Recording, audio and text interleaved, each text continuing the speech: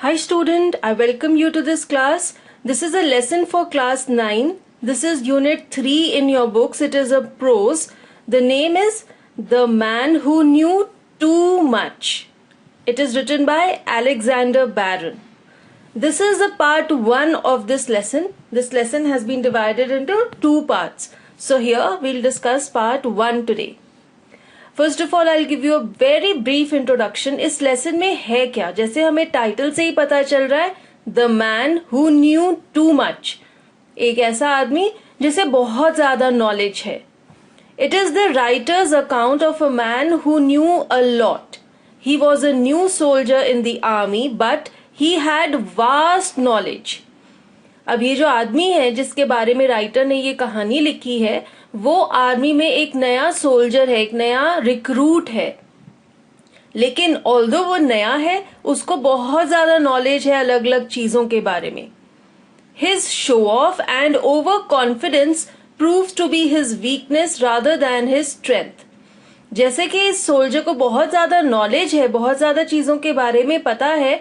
Obviously कई लोगों में ये नेगेटिव क्वालिटीज आ जाती हैं, वो अपनी ज्यादा नॉलेज का शो ऑफ करने लग जाते हैं, अपने साथ के जो बाकी लोग होते हैं उनको नीचा दिखाने लग जाते हैं, और उनके नेचर में ओवर कॉन्फिडेंस आ जाता है इस चीज का कि उन्हें बहुत ज्यादा नॉलेज है, उनमें घमंड आ जाता है. And these two things, these two negative qualities which are there in this new soldier, they are his weakness rather than his strength. वो उसकी वीकनेस है, उसकी कमजोरी है, क्योंकि उनकी वजह से वो सफर करने लग जाता है at the hand of his seniors. कैसे वो सफर करता है, क्या उसकी कहानी है, ये हम इस चैप्टर में पढ़ेंगे. Let us see what all topics we'll cover here. First of all we'll talk about the author Alexander Barron. Then I will give you an introduction of this lesson. Then we'll read the lesson and I'll explain it along with it, and then there is a summary followed by the question and answers. So let us begin. The author of this chapter, Alexander Barron. He was born on 4 December 1917 in England and he died on 6 December 1999 in London. Alexander Barron was a British author and screenwriter. ये britisher थे, Britain को belong करते थे. ये एक author थे, इन्होंने बहुत सारी बुक्स लिखी, प्लस इन्होंने स्क्रीन राइटिंग भी की, यानी कि जो टीवी पे पिक्चर्स और प्लेज और सीरियल्स आते हैं उनकी कहानियां भी इन्होंने लिखी. He is best known for his highly acclaimed novel about D-Day entitled From the City, From the Plough, which was written in 1948, and his London novel The Low Life, written in 1963. अब Alexander बैरन ने बहुत सारी किताबें लिखी और इनकी सबसे ज्यादा प्रसिद्ध जो किताबें हैं वो है from the city, from the plough and the low life.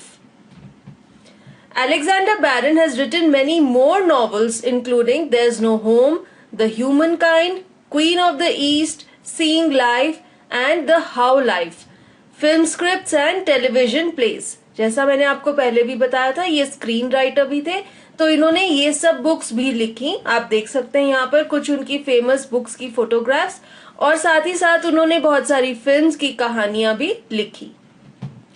He started life as an assistant editor of the Tribune and later edited New Theatre. He served during the Second World War. अब Alexander बैरन एक writer थे, वो screen writer भी थे, और वो assistant editor भी थे एक न्यूज़पेपर में, द ट्रिब्यून में, और फिर न्यू थिएटर में. और साथ ही साथ इन्होंने सेकेंड वर्ल्ड वॉर के दौरान, यानी कि जो दूसरा विश्व युद्ध था, उसमें इन्होंने एक सोल्जर की तरह आर्मी में सर्व भी किया था.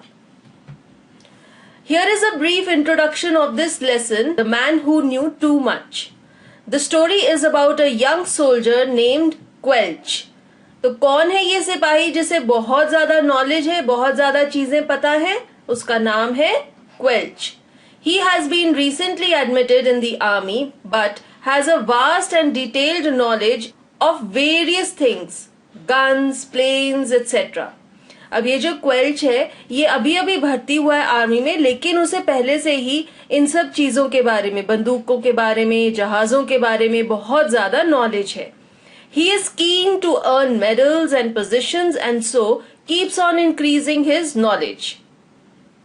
अब क्वेल्च बहुत जल्दी बहुत कुछ पाना चाहता है. He is very ambitious. He wants to gain a lot of good ranks and a lot of good medals in the army, and so he keeps on reading, he keeps on increasing his knowledge. वो अपनी ज्ञान को और ज्यादा बढ़ाता है, बहुत सारी किताबें वो हर वक्त पढ़ता रहता है. He is overconfident, shows off his knowledge to his seniors and shows his peers down. अब क्वेल्च क्या करता है, जब उसको इतनी ज्यादा नॉलेज है तो वो ओवर कॉन्फिडेंट है, उसमें घमंड है, उसमें अभिमान आ गया है कि उसे इतना कुछ पता है. और जब भी उसके जो सीनियर्स हैं, जो ऑफिसर्स हैं आर्मी के, वो उनको कोई भी लेक्चर देते हैं तो वो उनके लेक्चर को इंटरप्ट करके अपनी नॉलेज उनको बताता है और उसका शो ऑफ करता है, उसका प्रदर्शन करता है. और साथ ही साथ जो उसके साथ के बाकी कैंडिडेट्स हैं उन्हें नीचा दिखाता है, ये दिखा के कि देखो मुझे तुमसे कितनी ज्यादा नॉलेज है, तुम्हें तो कुछ भी नहीं पता. Everyone dislikes him and finally one of the officers puts him on a permanent duty in the army kitchen. अब इसकी ये नेचर की वजह से कि ये इतना घमंडी है और सब लोगों में अपनी नॉलेज को शो ऑफ करता है, कोई भी उसे पसंद नहीं करता. और एक दिन क्वेल्च के साथ क्या होता है, उसका एक जो सीनियर ऑफिसर था आर्मी में, वो उसे आर्मी किचन में एक परमानेंट ड्यूटी दे देता है. वो कहता है कि क्वेल्च बहुत ज्यादा रिस्पॉन्सिबल है, बहुत हार्ड वर्किंग है, इसलिए मेरे पास उसके लिए एक बहुत ही अच्छा काम है आर्मी किचन में ड्यूटी देना. These negative qualities of Quelch put an end to his bright career. अब जब क्वेल्च को परमानेंट ड्यूटी किचन में मिल गई तो उसका जो आर्मी वाला करियर था, जो वो प्लेन्स और गन्स के बारे में इतनी नॉलेज इकट्ठी करता था, वो तो यूजलेस हो गया. वो सारी नॉलेज भी वेस्ट हो गई और उसका जो इतना अच्छा करियर था कि वो एक बहुत ही अच्छा ऑफिसर बन सकता था आर्मी में, वो भी खत्म हो गया. It also came to an end. So what values does this lesson gives us? The lesson teaches us that we must remain grounded, down to earth. आपको कितनी भी ज्यादा नॉलेज है, कितना भी कुछ पता है, लेकिन उसका प्रदर्शन मत कीजिए, शो ऑफ मत कीजिए. Even if we are a storehouse of knowledge, we must keep it to ourselves until asked for. आपको बहुत सारी चीजों के बारे में बहुत नॉलेज होगी, लेकिन जरूरत से ज्यादा नॉलेज का दिखावा करना अच्छी बात नहीं है. आपको अपना ज्ञान अपने तक रखना चाहिए, ये आपके लिए है, आपका खजाना है. ऐसे ही दूसरों को अपनी नॉलेज दिखा दिखा के बता के बुरा नहीं फील कराना चाहिए, लो नहीं फील कराना चाहिए. Overconfidence and show off are bad for a person and we must keep ourselves away from them. अगर हम बहुत ज्यादा कॉन्फिडेंट हैं, हमें इस चीज का घमंड है और हम अपनी नॉलेज का दिखावा करते हैं, ये क्वालिटीज हमारे लिए ही बुरी हैं, हमारे लिए ही नेगेटिव हैं और एक दिन ये हमें हानि पहुंचाएंगी. इसलिए हमें ऐसी नेगेटिव क्वालिटी से दूर रहना चाहिए. Now let us begin the lesson, the man who knew too much. I first met Private Quelch at the training depot. अब यहाँ पे प्राइवेट क्या है? Private is a soldier without any rank. जब कोई सोल्जर नया भर्ती होता है आर्मी में तो उसका रैंक होता है प्राइवेट का. दैट मीन्स अभी तक उसको कोई भी रैंक नहीं दिया गया है. He is just a soldier. He is a new entrant in the army. Training depot is a military camp where soldiers are trained. एक ऐसा कैंप होता है setup. It is a temporary place जहां पर सिपाहियों को ट्रेन किया जाता है. जो नए सिपाही भर्ती होते हैं आर्मी में, उनकी ट्रेनिंग के लिए जो सेटअप बनाया जाता है उसे ट्रेनिंग डेपो कहा है. अब यहां पर आई कौन है? I is the narrator, he is the writer, Alexander Baron. वो हमें ये कहानी सुना रहे हैं. वो कहते हैं that I first met Private Quelch at the training depot. तो उनकी पहली मुलाकात प्राइवेट क्वेल्च के साथ कहाँ हुई? आर्मी के ट्रेनिंग कैंप पर. A man is liable to acquire in his first week of army life, together with his uniform, rifle and equipment, a nickname. Now liable to का मतलब है likely to, यानी कि उसे ये चीजें मिल सकती हैं. Acquire means to get something, and rifle is a gun, and equipment means some other things, कोई ऐसे और हथियार या औजार जो आपकी मदद करें. तो यहाँ पे राइटर कह रहे हैं कि जब कोई आदमी आर्मी में नया भर्ती होता है उसके पहले ही हफ्ते में उसे एक यूनिफॉर्म मिलती है, एक आर्मी की गन मिलती है, कुछ और सामान भी मिलता है और साथ ही साथ एक और चीज मिलती है, वो है एक nickname. Nickname is a pet name. जैसे आपके घर में भी एक कैजुअल नेम रख देते हैं पेरेंट्स बच्चों का, उसे हम निकनेम कहते हैं। तो ऑथर ये कह रहे हैं कि उनकी सबसे पहली मुलाकात प्राइवेट क्वेल्च के साथ हुई थी आर्मी के ट्रेनिंग कैंप पे। जैसा कि हमें ऑथर के बारे में भी पता लगा था कि उन्होंने भी आर्मी में सर्व किया था during the second world war. और फिर वो हमें बताते हैं कि जब भी कोई नया सोल्जर भर्ती होता है आर्मी में तो उसे एक यूनिफॉर्म मिलती है, एक गन मिलती है, बहुत सारा और सामान मिलता है और साथ ही साथ एक पेट नेम भी दे दिया जाता है, एक निक नेम रख देते हैं उसके बाकी के साथी। Anyone who saw Private Quelch, lanky, stooping, frowning, through horn-rimmed spectacles, understood why he was known as the Professor. अब यहाँ पर लैंकी का मीनिंग है थिन एंड टॉल, बहुत ही पतला और लंबा, टॉल। स्टूपिंग का मतलब है बेंड फॉरवर्ड, आगे को झुका हुआ। फ्राउनिंग का मतलब है एन एक्सप्रेशन ऑफ डिसलाइक। कई लोग होते हैं ना, उन्हें कोई भी आसपास की चीजें, आसपास के लोग इतने पसंद नहीं होते, तो उनका जो एक्सप्रेशन होता है फेस का वो फ्राउनिंग होता है। So this is the description of the soldier Private Quelch. वो कहते हैं he was thin and tall, बहुत पतला था और खूब लंबा था, थोड़ा सा आगे की तरफ झुका हुआ था और उसके फेस पे ऐसे डिसलाइक के एक्सप्रेशंस थे। एंड ही वोर horn rimmed spectacles. Horn rimmed क्या हुआ कि जो स्पेक्टिकल्स उसने पहनी हुई थी वो ऐसी शेप की थी, आप देख सकते हैं ये हॉर्न्स हैं इस बुल के, कैसे ये बाहर की तरफ तीखे से निकल रहे हैं ऊपर से। ऐसे ही अगर स्पेक्टिकल्स की भी शेप होती है तो उसे कहते हैं हॉर्न रिम्ड स्पेक्टिकल्स। ऐसी शेप की स्पेक्टिकल्स प्राइवेट क्वेल्च ने पहनी हुई थी। तो यहाँ पे ऑथर कह रहे हैं कि अगर कोई भी एक लुक देगा प्राइवेट क्वेल्च को, कोई भी उसे देखेगा तो वो समझ जाएगा कि जो उसकी अपीयरेंस है, तो उसे ये जो निकनेम दिया गया था प्रोफेसर का, ये उसके लिए बिल्कुल सही था।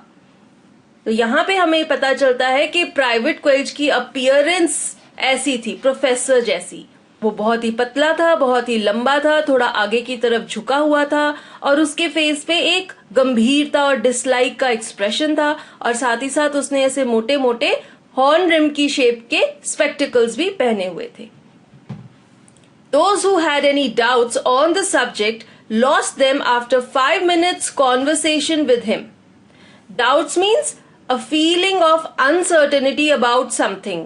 अगर आपको किसी चीज के बारे में शक होता है या शंका होती है, that is a doubt. And conversation means talking. यहां पे सब्जेक्ट क्या है? Subject is the nickname of Quelch, that is professor. तो ऑथर ये कह रहे हैं कि अगर किसी इंसान को क्वेल्च के निकनेम के बारे में कोई डाउट होता था कि पता नहीं उसे प्रोफेसर क्यों बुलाते हैं, तो वो जब इससे 5 मिनट के लिए बात कर लेता था तो उसका ये शक भी दूर हो जाता था। उसे भी लगता था कि हाँ, ये निकनेम प्रोफेसर क्वेल्च के लिए बिल्कुल अप्रोप्रिएट है, बिल्कुल सही है। उसकी जो पर्सनालिटी भी थी उस पर भी ये निकनेम बिल्कुल सूट करता था। I remember the first lesson we had in musketry. Musketry means the art of using the infantry soldier's handgun. तो यहाँ पर हमें राइटर अपने फर्स्ट लेसन के बारे में बता रहे हैं जो उन्हें मस्केट्री के सब्जेक्ट में दिया गया था, यानी कि हैंडगन को कैसे यूज करना है। We stood in an attentive circle while a sergeant. Sergeant is an army officer of the rank of a sergeant. आप देख सकते हैं ऑथर ये बता रहे कि हम सब लोग एक सर्कल बनाकर गोल आकार में सर्जेंट के आसपास खड़े हुए थे और हम सब बड़े ध्यान से उनकी बात सुन रहे थे। A man as dark and sun-dried as raisins. Raisins क्या होती हैं? किशमिश, एक ड्राई फ्रूट होता है जो कि अंगूरों को सुखाकर बनाया जाता है। तो ऑथर ये कह रहे हैं कि ये जो सार्जेंट था जो इनको ये क्लास दे रहा था मस्केट्री में, उसका जो फेस था वो एकदम डार्क था, काला था और ऐसे था जैसे कि सूखी हुई किशमिश होती है। सन ड्राइड मीन्स धूप में सूखा हुआ, रेजिन इज अ किशमिश। आप देख सकते हैं यहाँ पर, this is a sun dried resin. ऐसा सूखा सा काला सा फेस था इस सार्जेंट का। He was wearing north west frontier ribbons. North west frontier ribbons क्या है? Decoration showing service in the north west province in British India, today a part of modern Pakistan. This is that ribbon. ये देख सकते हैं आप, ये क्या है रिबन? एक मेडल है। इस सार्जेंट को ये मेडल दिया गया था जब इन्होंने नॉर्थ वेस्ट फ्रंटियर प्रोविंस, जो कि आज के पाकिस्तान में लोकेटेड है, वहां पर इन्होंने ब्रिटिश आर्मी में सर्व किया था और इनको उसके ऑनर में ये मेडल दिया गया था। तो यहाँ पर हमें सार्जेंट की डिस्क्रिप्शन सुनने को मिल रही है। उनका फेस था as dry and dark as a resin, as a किशमिश, और उन्होंने ये मेडल पहना हुआ था जो उन्हें नॉर्थ वेस्ट फ्रंटियर प्रोविंस, जो कि आजकल पाकिस्तान में लोकेटेड है, वहां पर ब्रिटिश आर्मी में सर्व करने के लिए मिला था। He described the mechanism of a service rifle. Mechanism means working. तो ये जो सार्जेंट थे, ये इन सब बच्चों को सर्विस राइफल की वर्किंग, कि एक सर्विस राइफल कैसे काम करती है, उसके बारे में समझा रहे थे।